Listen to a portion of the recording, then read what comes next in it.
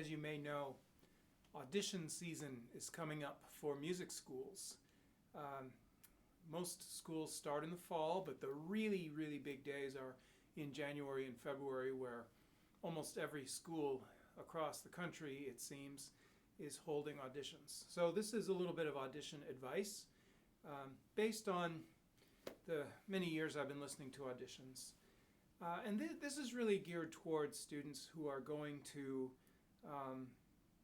I would say, not the absolute top conservatories, but to liberal arts schools, colleges that maybe specialize or promote music education, pedagogy. If you want to go to a top, highly competitive conservatory, I would give maybe some different advice.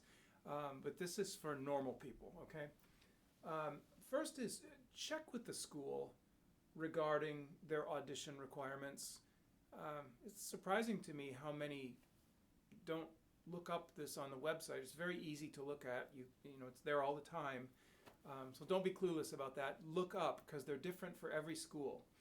If you don't understand something or if you have a question, get in touch. It's their job to answer your questions. They will answer your questions. Very importantly, play at your own level. Don't try to play above your pay grade. Sometimes students imagine that they will sound impressive when they're kind of trying to play a piece that's out of their reach. That is never the case. It never sounds good. Labored playing is always kind of painful to listen to. So, if you have to play something that's a little bit below your level, you think, but you can play it with real mastery, with freedom, with good expression and confidence, definitely do that. It makes a far better impression.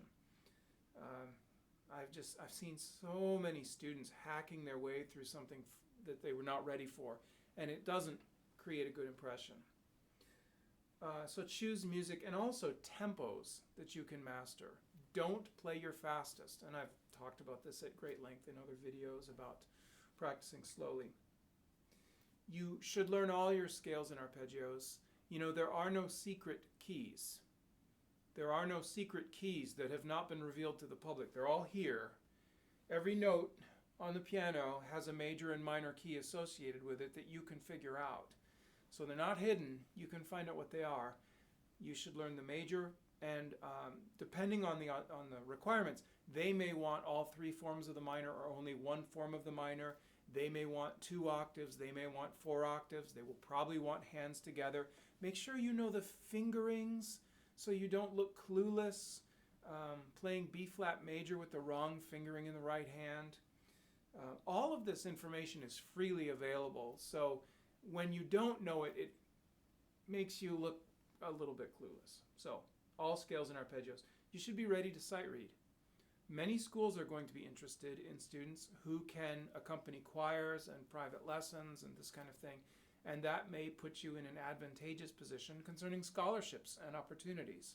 So work on your sight reading. Be prepared to sight read in the audition. You should email the piano professor well in advance of the audition. Ask some questions. If it is geographically practical, ask to come for a sample lesson. This is their job to do this. Most faculty are supposed to recruit. They're supposed to be in contact with prospective students, so you're not being a pain. I would pay attention to the level of interest that professor shows in you. If the professor does not answer the email or is very slow or kind of doesn't want to set up a lesson, you're probably looking at 4 years of that kind of treatment. If, on the other hand, the professor is very interested, if the lesson goes great, professor seems to understand your musical needs, well, that's obviously a good sign. Take advantage of that. Make sure that you practice your audition. Set up a more or less realistic scenario with maybe a video camera, maybe if you can go to some other piano than your comfortable piano at a church or community center or synagogue or school with a good piano. Go and pretend that you're auditioning, record it on video, and then critique how you did. Put yourself outside of your comfort zone and see how you do. This next one, this is not absolutely necessary. But if it is possible, you should try to avoid stuff that's overplayed, that everybody plays. Not because it's not okay to play it anymore, but it just sounds like you don't know what's out there. It sounds like your teacher doesn't know what's out there. It creates the impression that your teacher only knows 3 or 4 advanced pieces and has been assigning the same ones for 25 years to the few students who get to that level. And that's not a good impression. I'm afraid it's actually very often true. So here are the pieces that I suggest, if it's possible, if you have time, that you don't play these. From the Well-Tempered Clavier Book 1, the Preludes and Fugues in C minor and B flat. Not because they're bad pieces, not because you can't do it, but because out of a day of maybe 5 or 6 auditions, we might hear those pieces 2 or 3 times. Sometimes even back to back, 1 hour after another. And if you want to make a good impression in your audition, one of the impressions you can make is that you are aware of piano literature. Again, it's not secret. It's not locked in a vault. You can look up all 48 Preludes and Fugues of Bach. You can look up all kinds of other composers, and you don't have to just play these pieces. So those two, Beethoven, the Pathetique Sonata, Opus 13, played very, very often. Opus 27, number 2, the Moonlight Sonata. The main problem with that is that students try to play the 3rd movement and they're not ready for it. Mozart, K545. Again, just overplayed. The C-sharp minor and the G minor of Rachmaninoff. Once again, very often attempted by students who aren't ready to deal with the technical issues, and so they end up kind of slaughtering the difficult parts. Instead, check out the other 48 Preludes and Fugues of the Well-Tempered Clavier, the suites and partitas of Bach. What about the keyboard music of Handel? He wrote wonderful suites. You can choose, 3 or 4 out of a suite, or play the whole thing, or mix and match. There's some incredible fugues and cool things in there. Here's a name for you, J.C.F. Fischer, with a C in it, F-I-S-C-H-E-R. Has a lot of really fine suites that he wrote. Another one I like to look at a little bit later, kind of like in between Bach and Mozart, is Domenico Cimarosa, C-I-M-A-R-O-S-A. Domenico Cimarosa. The Cimarosa sonatas they're short, they're like 3 or 4 minutes long, so you could learn a batch of them, and they're kind of early Italian sonata style, and they're just cool. Not incredibly difficult, but if played well, they would reflect a lot of credit on you. I could go on and on. There's hundreds and hundreds of worthy composers. Anyway, you get the point. Next thing, be ready to answer interview questions. Now, what do you think the most common interview question is going to be? They're going to ask you about your interests and your plans. Duh. Have something intelligent to say. Don't say, oh, I really just like to play. That's not especially thoughtful.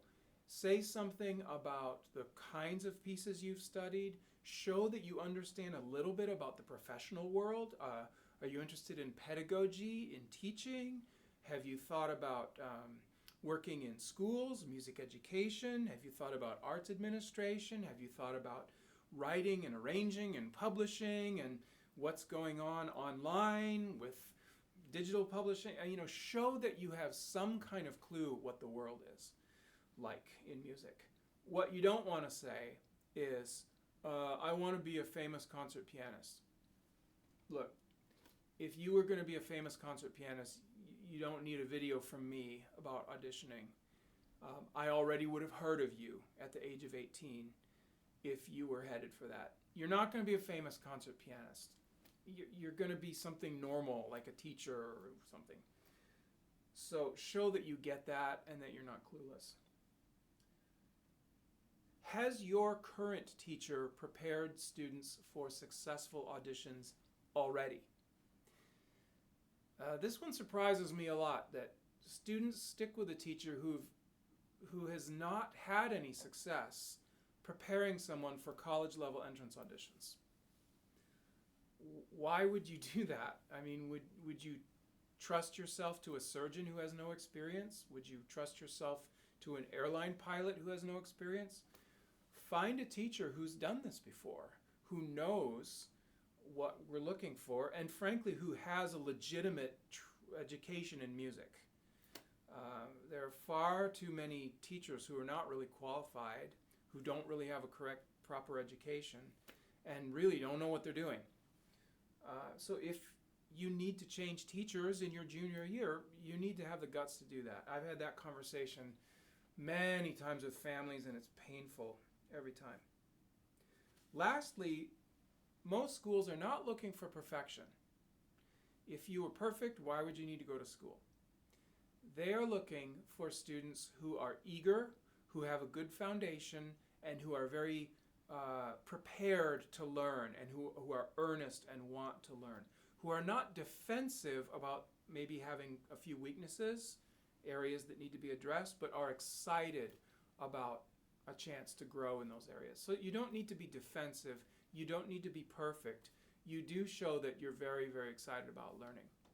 So those are just a few things kind of off the top of my head about audition advice. I've got several audition days coming up, and I always look forward to meeting these young students. Sometimes I wish I could have gotten with them 2 years ago and said a few of these things to them and their parents and their teachers. So that's why this video is here. All right, good luck on your audition, and I'll see you next time. Bye.